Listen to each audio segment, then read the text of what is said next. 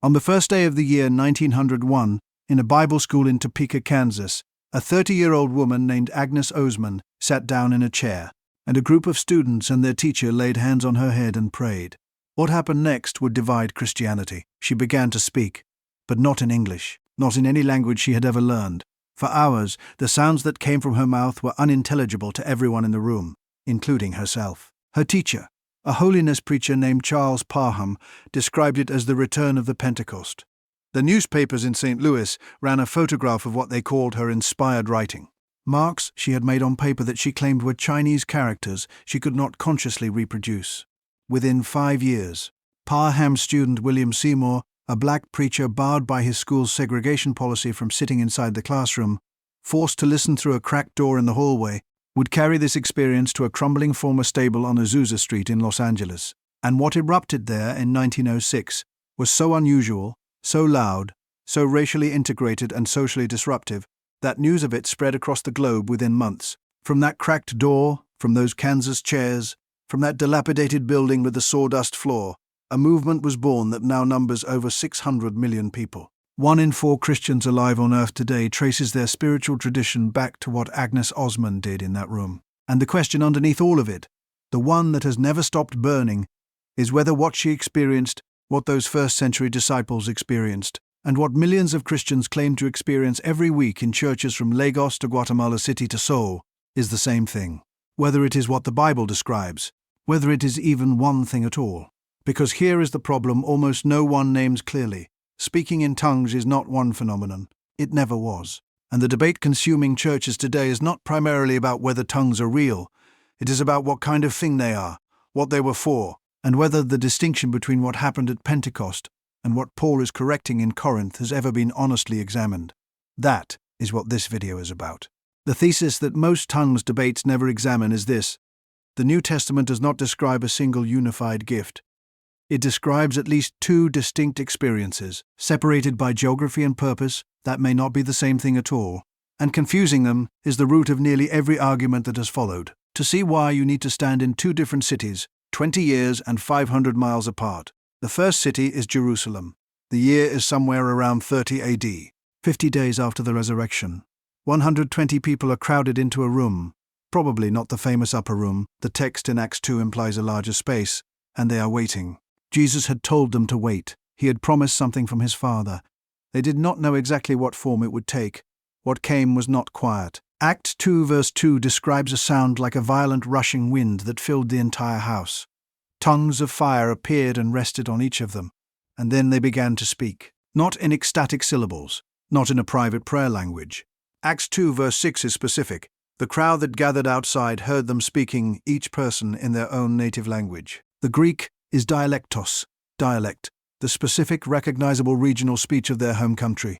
Luke names the nations: Parthians, Medes, Elamites, residents of Mesopotamia, Judea, Cappadocia, Pontus, Asia, Phrygia, Pamphylia, Egypt, Libya, Rome, Crete, Arabia. Each person heard Galilean fishermen and working-class believers speaking the particular language of their particular homeland. This is called xenolalia, from the Greek xenos, meaning foreign or stranger, and lalia, meaning speech. The miraculous ability to speak a human language one has never learned. Languages with grammar and syntax and vocabulary that a native speaker could recognize and understand. But here is where the text does something that has puzzled scholars ever since. Acts 2 verse 13 records that some in the crowd mocked them. They have had too much wine, they said. Pause there. If you heard someone speaking fluent Aramaic, or fluent Greek, or fluent Coptic Egyptian, you would not conclude they were drunk. You would conclude they were educated, or traveled, or multilingual. The accusation of drunkenness only makes sense if some portion of what the crowd heard was unintelligible, sounds that did not resolve into recognizable language. Which suggests that even on the day of Pentecost the experience may have been more complex than a clean miracle of foreign languages. The text holds both, and scholars have been arguing about that ambiguity for 2,000 years. Now move 500 miles west and roughly 20 years later. Corinth. Not a sleepy town, not a farming village. Corinth was a Roman colony, a port city of roughly 200,000 people, one of the most cosmopolitan and morally complex cities in the empire. The church Paul planted there was, by any external measure, extraordinary. 1 Corinthians 1 verse 7 records that they lacked no spiritual gift. every gift present, every gift operating. And the letter Paul writes them is one of the most corrective documents in the New Testament. Because something was badly wrong. The gift of tongues had become a competition. Believers were standing up in corporate worship and speaking at length in an unidentified language with no one to interpret, while visitors and seekers sat in the back utterly bewildered, and not just bewildered, but according to 1 Corinthians 14 verse 23, convinced that these Christians had lost their minds. The Greek word Paul uses for what happens in corporate tongue speaking at Corinth is different from what Luke describes at Pentecost. At Pentecost the crowd heard dialectos, their own dialect. In Corinth, Paul is dealing with something he describes this way in 1 Corinthians 14 verse 2. The one who speaks in a tongue does not speak to men but to God, for no one understands. No one understands. This is not xenolalia. This is something else. Modern scholars call it glossolalia, from glōssa, the standard Greek word for tongue or language, and lalia, speech, referring to vocalization that does not correspond to any identifiable human language. What Paul is dealing with in Corinth is not fluent Aramaic that Aramaic speakers could recognize. It is speech that bypasses human comprehension entirely. Two cities, two experiences, possibly two distinct phenomena sharing the same name. This is not a fringe reading. A 2019 article in the Journal of Beliefs and Values, authored by theologians Fergus King and Selwyn Selvendran, argues that the two New Testament accounts describe neurologically distinct processes, and that conflating them has caused centuries of misfired debate. The distinction is not merely a conservative or liberal position, it cuts across theological traditions. D.A. Carson, one of the most respected evangelical New Testament scholars of the last 50 years, has maintained that 1 Corinthians likely refers to glossolalia rather than xenolalia, and that the two accounts should not be automatically harmonized. What is at stake in the distinction is enormous. Because if Pentecost and Corinth describe the same gift, then either the Pentecostal tradition is correct, the tongues are a recognizable human language operating miraculously, or the Corinthian tongues that Paul spent 3 chapters trying to regulate are the primary template. You cannot have both, and the history of the debate suggests that most traditions have quietly chosen one without acknowledging they made a choice. Before we go any further into the debate, we need to sit with the word itself, because the English phrase speaking in tongues already obscures something the Greek makes visible. The Greek word throughout this entire discussion is glōssa. It is the ordinary everyday word for tongue, the physical organ in your mouth. When Greek speakers wanted to say language, they also used glōssa, because language comes from the tongue, the same word, the same physical source. This matters, because the phrase the gift of tongues in English carries an almost mystical separateness from the body quality that the Greek does not intend. Glōssa is not transcendent, it is biological, it is flesh and muscle and movement. When Paul talks about tongues, he is talking about what the human mouth does, what it produces, what it directs, what it controls or fails to control. And in 1 Corinthians 14, when he sets out his restrictions on tongues in corporate worship, he is not dealing with some ethereal spiritual category. He is dealing with mouths in a room, making sounds, and the question of whether those sounds are serving the community or fragmenting it. The root of all confusion about tongues is that we have spiritualized a physical conversation. The gift is always in the New Testament a function of the body, of actual vocalization, actual sound, actual air passing through actual chords. The moment it becomes something purely interior and subjective, untethered from the body's act of producing speech, it has moved outside what Paul is actually discussing. Keep that grounding in mind as we work through the texts. Because glōssa always means speech, and speech always has an audience and a purpose, even when that audience is only God. Before the debate about whether tongues continue today, there is an older question. What were they for? Paul answers this directly, and his answer is the one that almost nobody teaches. In 1 Corinthians 14 verse 21, Paul breaks from his practical instruction and quotes the Old Testament. In the law it is written, "By people of strange tongues, and by the lips of foreigners will I speak to this people. And even then they will not listen to me, says the Lord." That quotation comes from Isaiah 28 verse 11, a passage where God warns the nation of Israel that because they have rejected his prophets who spoke their own language, he will speak to them through the incomprehensible language of foreign invaders. The Assyrians are coming, and you will not understand them. And that incomprehensibility is itself the sign of judgment. Paul then draws an explicit parallel. Tongues, he says, are a sign, not for believers, but for unbelievers. Unpack that slowly. The Gentile believers in Corinth hearing tongues would experience them as confusion and disorder. But Jewish unbelievers hearing tongues, hearing the gospel proclaimed in foreign languages by Galilean fishermen, would have heard an echo of Isaiah 28, a divine announcement that the Old Covenant era was ending, that God was no longer speaking only through Israel and to Israel, that the Spirit had been poured out on all flesh as Joel had promised, and that those who refused to listen were in the same position as the ancestors who refused Isaiah. The foreign tongues were a covenantal sign, addressed to a particular historical moment. This is, I believe, the most neglected dimension of the entire tongues conversation, the eschatological, covenantal function of the gift. Tongues were not primarily about personal spiritual experience. They were a historical announcement that the age of the Spirit had arrived, that the wall between Jew and Gentile had come down, that God was now speaking to all nations in their own languages. The reversal of Babel, the undoing of division, that function does not survive indefinitely in a changed historical context. It cannot. Once the covenantal transition has been announced and established, the announcement does not need to keep repeating, which is why some scholars who are not hardline cessationists still find Paul's framing here deeply significant. The sign value of tongues was tied to a particular moment in redemptive history. Whether the gift itself ceased is a separate question.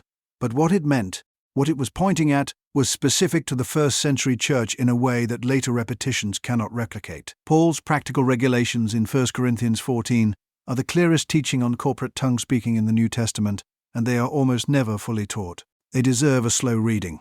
Verse 12, seek to excel in gifts that build up the church. The purpose criterion is not personal enrichment, but communal edification. Verse 19. In church, Paul says he would rather speak 5 words with his mind than 10,000 words in a tongue. 5. 10,000. The contrast is not subtle. Verse 27.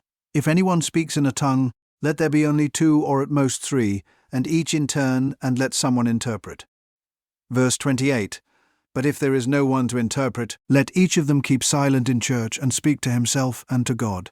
Silence. If there is no interpreter, the tongue speaker must be silent in the assembly. This is a direct, apostolic instruction, and in many churches today, including some that claim to follow Paul's teaching closely, it is simply disregarded. Entire worship services are given over to uninterpreted tongue speaking, something Paul explicitly prohibits. This is not a small interpretive disagreement. It is a direct contradiction of the text these communities claim as their authority. The reason Paul gives is not that tongues are false or dangerous. He has already said he speaks in tongues more than all of them. His reason is structural. Worship exists to build up the community. What cannot be understood cannot build. What cannot be interpreted cannot instruct. A flute that plays no recognizable melody is not worship. It is noise dressed as music. This is the analogy Paul uses in 1 Corinthians 14 verse 7, and it is worth sitting with. Even a musical instrument, he says, if it does not give distinct notes, how will anyone know what is played? A bugle that gives an indistinct sound will not call soldiers to battle. The point is not that instruments are bad. The point is that sound without meaning cannot accomplish what sound with meaning accomplishes. Tongues in public worship without interpretation are sound without meaning. This brings us to the verse that has generated more grammatical debate than almost any other passage in Paul's letters. 1 Corinthians 13 verse 8, love never fails. But where there are prophecies, they will cease. Where there are tongues, they will be stilled. Where there is knowledge, it will pass away. The cessationist argument, at its most technical, leans on the Greek verb Paul uses for be stilled, pausontai. It is middle voice. And the argument, associated most prominently with W.A. Criswell and then John MacArthur, is that the middle voice indicates tongues will cease on their own, automatically, inherently, before the coming of the perfect in verse 10, whereas prophecy and knowledge will be brought to an end by an external agent. This argument has been enormously influential. It has shaped cessationism for decades, and it is, by the consensus of Greek scholarship across the theological spectrum, almost certainly wrong. Tom Schreiner, himself a cessationist who teaches New Testament at Southern Seminary in Louisville, said explicitly that cessationists should not use this argument because the weight placed on the middle voice is far greater than the grammar can bear. The middle voice of pausomai in Greek can denote intransitivity, simply that tongues stop without specifying a cause, rather than automatic self-cessation. Pressing the grammatical distinction into a doctrine of sequential disappearance is, as several scholars have noted, reading into the grammar what the grammar cannot deliver. This matters, not because it settles the debate on cessationism, but because one of the main textual pillars of that position turns out to be structurally unsound. The cessationist case has stronger arguments elsewhere.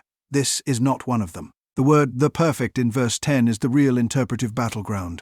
Some read it as the completed New Testament canon, the perfect revelation rendering partial gifts unnecessary. Others read it as eschatological completion, the return of Christ, the face-to-face knowledge Paul describes in verse 12. The canonical reading requires a significant historical gap between the partial and the perfect that Paul does not signal. The eschatological reading is more natural to the text's language of seeing face-to-face and knowing fully, even as I have been fully known. Both readings have serious defenders. Neither is obviously correct, and anyone who tells you this question is simple has not read the passage carefully. Here is where the historical evidence becomes complicated in both directions. The Montanists were a 2nd century movement, begun by a man named Montanus around 162 AD, who claimed that tongues and prophecy had not ceased and that new revelations continued to flow directly from the Spirit. Montanism attracted several high-profile supporters, including for a period the prolific theologian Tertullian. The Church eventually condemned Montanism, not primarily because of its charismatic practice, but because of its claim that ongoing prophetic revelation was superior to and could override Scripture. That was the line, the claim to suprascriptural authority, not the experiential dimension itself. By the 4th century, John Chrysostom, writing as Bishop of Constantinople with access to churches across the empire, commented on 1 Corinthians 12 with a candor that cessationists quote heavily.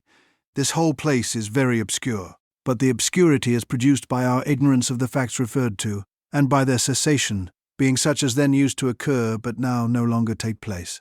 Augustine, writing in the 5th century, described the tongues of Pentecost as signs adapted to the time, that had since passed away. Two of the greatest theologians in Christian history, separated by geography, concluded that tongues had ceased in their era. But continuationists have a response. Chrysostom and Augustine were not conducting careful historical surveys. They were reflecting on what they observed in the churches they knew. And absence of evidence in the patristic record, particularly given how little of that record has survived, is not the same as evidence of absence. Irenaeus, writing in the 2nd century, explicitly mentioned people in his own communities who spoke in tongues. The historical picture is considerably messier than either side tends to acknowledge. What the history does establish clearly is this: by the 5th century, tongues had effectively disappeared from mainstream Catholic Christianity. Whether that disappearance was because the gift had served its purpose and ceased, or because it was suppressed by the institutionalization of the Church, or because genuine practice was gradually replaced by performed imitation, is a question the record cannot answer with certainty. Now, the modern argument. The Pentecostal tradition that traces itself to Agnes, Ozman and Azusa Street holds that tongues are the initial physical evidence of Spirit baptism. A second, distinct experience of the Spirit following conversion, available to all believers and signaled specifically by the emergence of this gift. This is a doctrine that appears nowhere explicitly in the New Testament text. What it does have is a pattern. In several instances in Acts, the coming of the Spirit is accompanied by tongues, but pattern is not prescription. The most careful Pentecostal scholars acknowledge this, even while defending the doctrine's validity on other grounds. The charismatic tradition, which entered mainstream Protestantism and Catholicism in the 1960s through what is called the charismatic renewal, takes a softer position. Tongues are a gift of the Spirit available today, not necessarily the evidence of a second baptism, but a genuine dimension of spiritual experience that the Church should be open to receive. The cessationist tradition, dominant in Reformed and many Baptist circles, holds that the so-called sign gifts, tongues among them, were given as apostolic credentials to authenticate the first generation of the Church and ceased with the death of the apostles. Some cessationists ground this in the canonical argument. Once God's revelation was complete in Scripture, the gifts that authenticated that revelation were no longer needed. Others ground it in the covenantal argument. The sign function was historically specific. Others simply ground it in the observation that the gifts are not reliably occurring today in the form the Bible describes. Here is my honest assessment of where the weight of the evidence lies. The cessationist case is stronger historically than most continuationists acknowledge. The patristic record, even accounting for its gaps, does not show a continuous, unbroken practice of tongues from Pentecost to the present day. The experiential evidence for genuine xenolalia, the specific miraculous speaking of identifiable unlearned languages, is extraordinarily thin. Virtually every documented Pentecostal claim of xenolalia, including the original reports from Agnes Ozman about Chinese characters, has failed to survive scrutiny. Charles Parham himself, after attending the Azusa Street meetings, condemned what he saw there as chattering, jabbering and sputtering, speaking no language at all. The founder of the movement that ignited modern Pentecostalism did not believe Azusa Street tongues were the real thing. But the continuationist case is stronger theologically than most cessationists acknowledge. The strongest argument for cessationism, the pausontai middle voice, is grammatically indefensible. The perfect, in 1 Corinthians 13, more naturally points to the return of Christ than to the close of the canon. Paul nowhere says tongues are a temporary gift. He says love is permanent and gifts are partial. That is a statement about the eternal age, not an instruction about when gifts expire. And dismissing the experience of 600 million contemporary Pentecostal and charismatic Christians as entirely counterfeited or confused requires a level of confidence about what the Spirit is or is not doing that no human institution possesses. The honest position, and I will own this as a position, not a diplomatic hedge, is that the New Testament does not settle this question with the clarity either side claims. What it does settle is how tongues should function when they occur, and by that standard, much of what passes for tongues practiced today, uninterpreted, unordered, unregulated, substituted for intelligible teaching performed as a credential, fails the test Paul actually applies. There is one more dimension of this that almost no one addresses directly: the private prayer language. 1 Corinthians 14 verse 4 says, "The one who speaks in a tongue builds up himself." That phrase is often cited by charismatics as evidence that tongues function as a valid private practice, a personal prayer language between the individual and God, outside the corporate restrictions Paul sets for public worship. The cessationist response is that Paul is being corrective in verse 4, not descriptive. That self-edification is precisely what he is pushing against, and that the phrase is diagnostic of the problem rather than an endorsement of the solution. The charismatic response is that Paul says in verse 18 that he thanks God he speaks in tongues more than all of them. And in verse 19, immediately follows with, "But in church I would rather speak 5 words with my mind." The word church is key. If all of Paul's tongue speaking happened in corporate worship, the "but in church" distinction is meaningless. The contrast implies that he exercised the gift extensively somewhere other than corporate gatherings. Private use is the most natural reading of that somewhere. Then there is Romans 8 verse 26. "The Spirit himself intercedes for us with groanings too deep for words." Continuationists have linked this to private tongues prayer, the Spirit praying through the believer in a language that surpasses rational articulation. Most cessationist scholars push back firmly here. The groanings in Romans 8 are explicitly described as not words, while tongues, even in their most mysterious form, are speech. The Spirit in Romans 8 is not praying through the believer's mouth. The Spirit is praying within the believer beyond the capacity of language, and God understands those pre-verbal intercessions because God searches the heart. This is not the same phenomenon. John Stott made this point plainly. These groans can hardly be glossolalia, since tongues in the New Testament were expressed in words that some could understand and interpret. The honest exegetical answer is that the private prayer language is not explicitly prohibited in Paul's letters, but neither is it explicitly endorsed. What Paul permits is private speech to God by one who speaks in a tongue when there is no interpreter, rather than silence in public. What he endorses for corporate worship is intelligible speech, prophecy, teaching, and interpretation.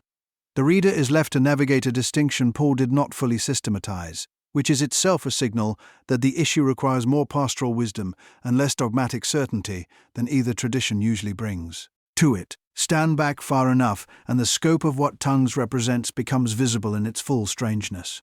On the day of Pentecost, the Spirit arrived with fire and wind, 2 images the Jewish tradition associated with the presence of God at Sinai. The same Spirit who had hovered over the waters at creation, who had filled the prophets, who had descended on Jesus at his baptism, was now poured out not on a single prophet or priest or king, but on every person in that room. Old men and young men, slave women and free women, Galilean fishermen and Jerusalem pilgrims. The democratization of the Spirit was the news underneath the tongues. The tongues were the announcement. What they announced was the news. Paul understood the spiritual life as a life in the Spirit, not a life structured around specific experiences of the Spirit. His concern in 1 Corinthians was never to elevate tongues or to suppress them. It was to prevent a gift from becoming a marker of status, a tool for comparison, a mechanism by which some Christians felt spiritually superior and others felt spiritually deficient. The Corinthians had made tongues into a scoreboard. Paul kept dismantling the scoreboard. That dynamic is alive today. In communities where tongues are expected, those who do not speak in tongues can spend years performing, faking, or quietly doubting their own standing with God. In communities where tongues are dismissed, genuine spiritual experience is denied or pathologized, and entire dimensions of what Paul himself practiced are declared off-limits by theological decree. Neither community is fully obedient to the text. Both are prioritizing theological tidiness over honest engagement with what the New Testament actually says and does not say. John Chrysostom, writing in the 4th century, found himself reading 1 Corinthians 12 and having to confess that the obscurity of the passage came partly from his ignorance, because the experiences it described were no longer familiar. To him, he was, in that admission, practicing more intellectual honesty than much of the subsequent tradition.